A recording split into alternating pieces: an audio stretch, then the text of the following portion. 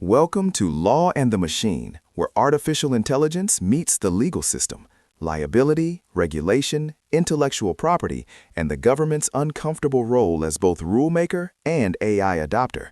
The law wasn't written for this. We've talked a lot about the theoretical battles over AI governance, who should regulate, what the rules should be, but there's a particular executive action that just dropped that completely flips the script on what we thought we knew about American federalism. It's more than theoretical now, isn't it? We're seeing a full-blown civil war erupt between the White House, Congress, and literally all 50 states. And what's wild is the tools being deployed by the federal government to win this war. Exactly. Forget the usual states' rights arguments. We're talking about the Department of Justice armed with an AI litigation task force actively suing states to prevent them from regulating technology. This isn't just a policy disagreement, it's a legal blitzkrieg. And it's not just legal action. There's money on the table, too. Taxpayer money, initially earmarked for rural broadband, now being weaponized to strong-arm states into compliance with a very specific deregulatory AI agenda. It's a fascinating and frankly alarming moment. On one side, you have the Trump administration pushing what they call a national policy framework for artificial intelligence, a light-touch approach drafted by folks like OSTP Director Michael Kratsios and Special Advisor David Sachs. It demands federal preemption of state AI laws, broad fair use protections for training data, and a Section 230-style liability shield for model developers. But on the other side, and almost simultaneously, Senator Marsha Blackburn introduced her Trump America AI Act. Despite the name, this bill is anything but light touch.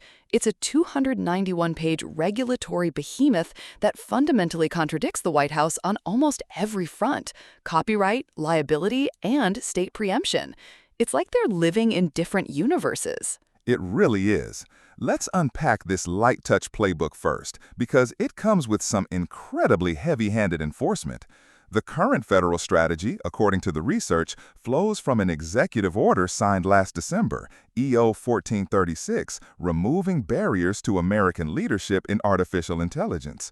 The stated goal is to dismantle what the tech lobby calls a patchwork of 50 state regulations that stifle innovation. And that culminated in the March 20th framework, which outlines 7 pillars: child safety, community protections, intellectual property, free speech, innovation, workforce development, and, the one we're really focused on, federal preemption of state AI laws.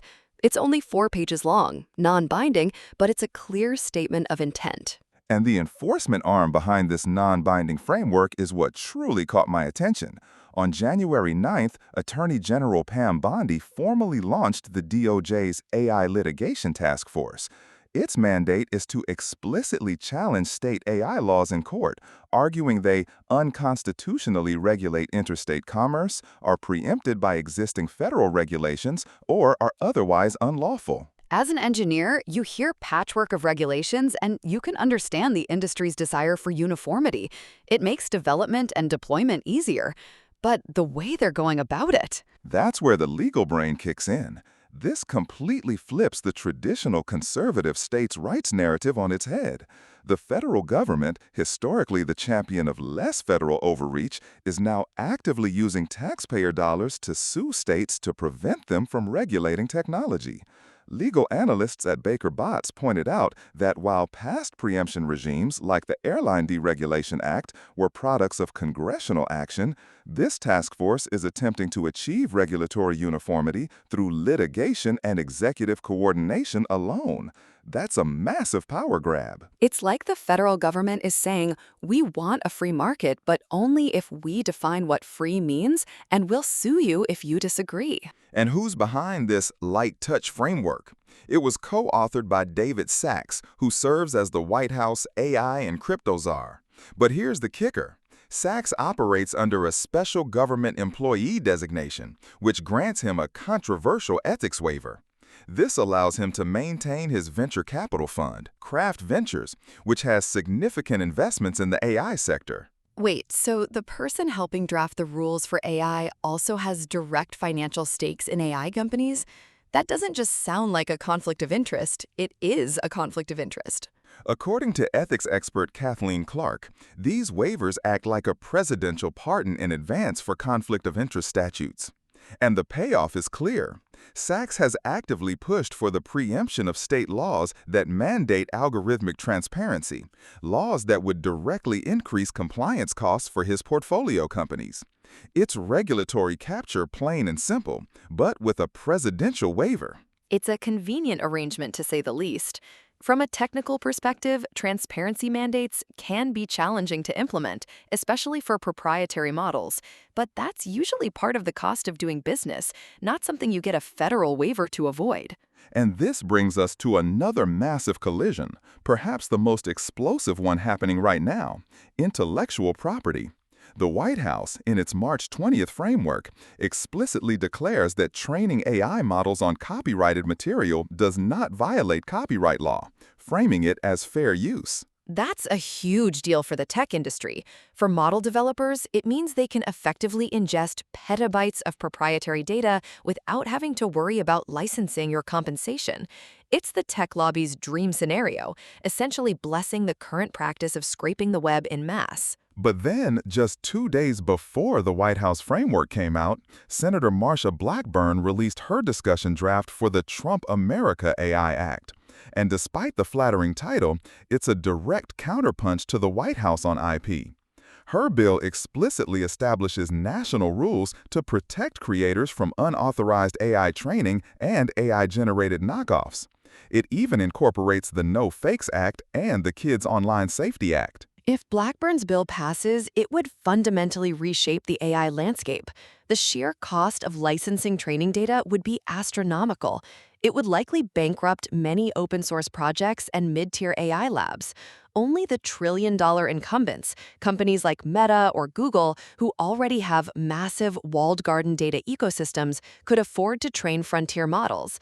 The Cato Institute, for example, has been highly critical of the Blackburn bill, warning it would create an AI audit industrial complex and force developers to serially delay deployment. So, on one hand, the executive branch is telling AI developers to scrape the web freely, and on the other, the Senate is drafting legislation that would establish sweeping liability for those exact actions. As a March 26 memo from Latham and Watkins put it, Blackburn's bill would rewrite copyright liability. It creates an unnavigable legal minefield for developers. Absolutely. Imagine being a startup right now. Do you invest millions in training a model on publicly available data, hoping the White House's fair use stance holds? Or do you assume Blackburn's bill is the future and start trying to license everything, which might not even be possible? It's a completely unstable legal environment. And it gets even more ironic. Tucked into the White House framework is a directive targeting state laws for preemption if they, quote, penalize AI developers for a third party's unlawful conduct involving their models. Let me guess. They're trying to create a Section 230-style liability shield for generative AI. Precisely. If a user utilizes an open-source LLM to generate a mass phishing campaign or uses an image generator to create non-consensual deepfakes, the White House position is that the state cannot hold the model creator liable. The sheer irony of the Trump administration, which has been one of the most vocal opponents of Section 230 for social media platforms, now proposing a virtually identical liability shield for generative AI models, is just, it's something else. It's an accountability gap, pure and simple. Meanwhile, the Blackburn bill seeks to completely repeal Section 230 and explicitly establishes a duty of care for AI developers. It would allow state attorneys general and private actors to sue AI developers for physical, financial, and reputational harms. The divergence couldn't be starker. It really highlights what Bill Baer, a visiting fellow at Brookings, called the empty national AI policy framework. He wrote that it's a laundry list of symptoms that completely ignores the root cause, the concentration of AI decision-making power. As he puts it, power does not regulate itself. And it's not just the DOJ and legal frameworks being used as leverage. The federal government is also weaponizing taxpayer dollars in a truly cynical way. The December executive order directed the National Telecommunications and Information Administration, or NTIA, to condition the disbursement of leftover BEAD, Broadband Equity Access and Deployment Funds, on states repealing onerous AI laws. So these are funds originally earmarked by Congress for rural broadband and digital equity, right? We're talking about connecting underserved communities, critical infrastructure. That's right. And due to a controversial restructuring of the BEAD program, there's currently a $21 billion pool of non-deployment funds sitting in limbo. The administration is now threatening to withhold this money from any state that attempts to regulate AI safety or algorithmic discrimination. This isn't theoretical. There's a real-world impact already. There is. On April 1st, members of the Louisiana state legislature officially withdrew a package of bipartisan AI regulatory bills. State legislators reported that administration officials explicitly threatened to withhold the state's BEAD funding if the bills advanced. Democratic State Senator Jay Luno stated plainly, "We stand to lose a lot of money in the state of Louisiana that would help a lot of people if we go forward with this bill." So the federal government is holding internet access for rural communities hostage to protect the profit margins of Silicon Valley AI labs from state-level consumer protection laws. That's a pretty stark example of power at play. It's transactional, raw, and frankly astonishing. It leaves the tech industry in a messy, hybrid reality. Neither the White House framework nor the Blackburn bill are binding law yet, but the market, as the research shows, is reacting as if the light touch era is already permanent. You see AI labs accelerating model training and data center expansion without fear of federal reprisal, banking on the DOJ's task force to fight their state-level legal battles for them. And even federal regulators are falling in line. The FTC in February reopened and set aside its 2024 consent order against Writer, a generative AI company. That withdrawal of a Biden-era enforcement action signals that federal regulators are actively shedding their oversight responsibilities to comply with the White House's deregulatory mandate. It's a clear signal from the top. And speaking of signals, this brings us to the conflict docket. We've got a case here that perfectly illustrates how the government, acting as a major AI customer, can shape the entire ethical landscape of the industry. This is where we really see the lines blur between regulator, contractor, and lobbyist. Absolutely. The case involves the Pentagon, Anthropic, and eventually OpenAI. Back in July of 2025, Anthropic, an AI safety-focused lab, signed a $200 million contract with the Pentagon to deploy its frontier model, Claude, on the military's classified GenAI.mil network. Anthropic has been pretty vocal about its ethical red lines, right? They built them into their acceptable use policy. Exactly. Their policy contains strict red lines. Claude could not be used for mass domestic surveillance of American citizens, nor could it be integrated into lethal autonomous weapon systems that lacked a human decision-maker. Fast forward to early 2026, and the Department of Defense demands unrestricted, all lawful use access to the technology. Anthropic, sticking to its principles, refused to remove its ethical guardrails. And what happened? In retaliation, on February 27, 2026, Defense Secretary Pete Hegseth took an unprecedented step. He officially designated Anthropic a supply chain risk to national security. He then ordered all federal agencies and military contractors to cease commercial activity with the company. A supply chain risk for upholding their ethical guidelines? That's quite a classification. Internal Pentagon memos later revealed that this designation was not based on actual cybersecurity vulnerabilities, but rather on Anthropic's increasingly hostile manner in refusing the surveillance and weapons terms. And here's where it gets even more pointed. Less than 24 hours after Anthropic was blacklisted, rival AI lab OpenAI announced it had signed a contract with the DoD to deploy its models on the exact same classified networks. Wow, that's quick. There was massive public backlash, including a 295% overnight spike in ChatGPT app uninstalls and the resignation of OpenAI's hardware lead. OpenAI CEO Sam Altman called their initial rollout opportunistic and sloppy.